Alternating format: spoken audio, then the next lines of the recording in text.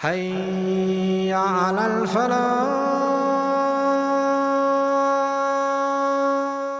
The problem in today's world, globally, is a problem of control. We all want to control what doesn't belong to us. We don't have control in our own little situations. We want to control the spouses of our children as though we are married to them. That's why we're not happy. You want your spouse to be happy. Learn to stand up for your spouse.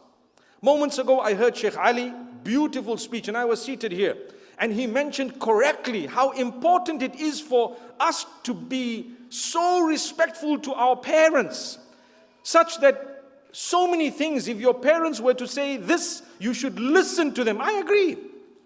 But those are the perfect parents who follow the deen, who follow the instructions of Allah, who know their limits and lines. You have a parent who's not bothered about their own connection with Allah, who is a tyrant and a little Fir'aun in the home. You think there's any barakah in obeying an instruction you know is wrong? When you're oppressing your spouse as a result of an instruction that came from your mother, there's no barakah in her instruction, and there's even less barakah in your blind following of something that is devilish, thinking you're going to get Jannah from it.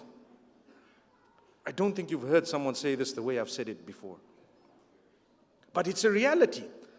The rate of divorce is unbelievable. You know why? Because we are not the ones who together decide as husband and wife what's going to happen. We have a whole committee of people like a United Nations Security Council deciding whether my wife can actually go back to her mother's house for a week because it's Eid. And there's one guy who has the veto power. Yeah, and that's not even your spouse. It's a fact. I'm sure we relate to what I'm saying. So my brothers and sisters, learn. If you're a parent, let things happen. It will not happen your way. You don't belong to this generation. They're waiting for you to die, by the way. I promise you. I promise you. If you are a person who is making others' lives difficult, I swear, probably they are hoping, if they haven't already made a dua against you, that you go ASAP. We used to hear many years ago that when Malakul Maut comes to a community, he takes people in odd numbers. This was just something random. It's not true, actually. But people used to say, you just watch. When they go, 3 go, 5 go. So when the first one goes, they say, oh, I hope he passes by this side here. Subhanallah, may Allah grant us ease. That shouldn't be the case. Live your life in a way that your children pray for you. They love you. They want you to live long because you're such a loving person. They will make mistakes. You have every right to guide them. You should advise them, but in the sweetest, most loving, most beautiful way, in a non-interfering way. When I say interference, you know what? I know of cases where the wife says, I don't mind cooking. And I really don't mind cleaning either. Allahu Akbar. That's a beautiful soul who's ready to sacrifice beyond what is their duty. Do you know that? But they say the problem is every other day my mother-in-law or my father-in-law says, right, we're having 3 guys coming in for lunch. We have 5 visitors coming in the next day, 4 visitors. And you say, it's okay if it happens once in a while, but every single day, that's why there's things called restaurants. You can just order a TA. TA for guests.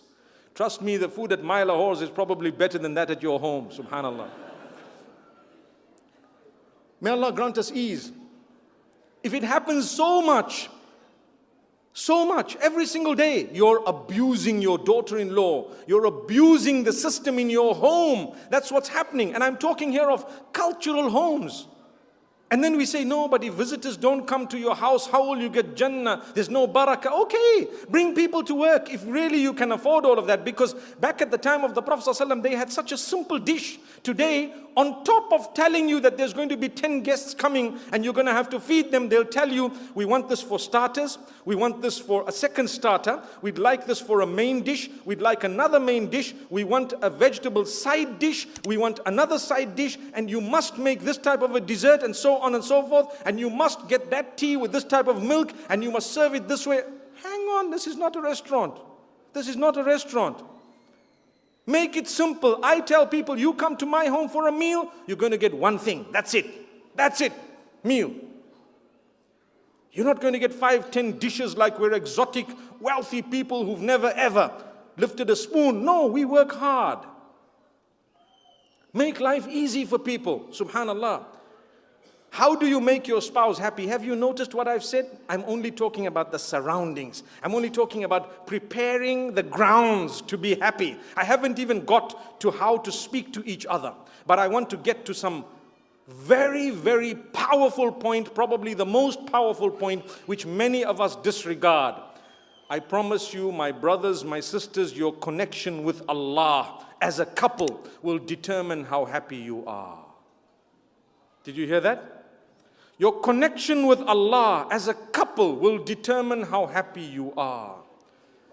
We can say whatever we have. We can solve the matters. We can stop interfering.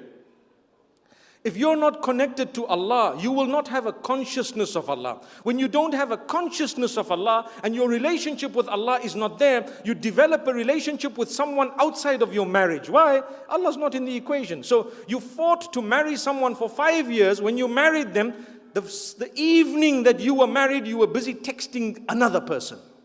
For what? Why? Because your connection with Allah, there was a problem with it. You didn't develop that connection with Allah. Can you not appreciate the fact that your spouse, especially our wives, they have sacrificed their families, they have sacrificed their surroundings, they have sacrificed their friends, they have sacrificed so much, they have come to you. Can you not smile at her and tell her, I love you, I appreciate your sacrifice? Think about it, my brothers who are married here. Even if you're married for years on end,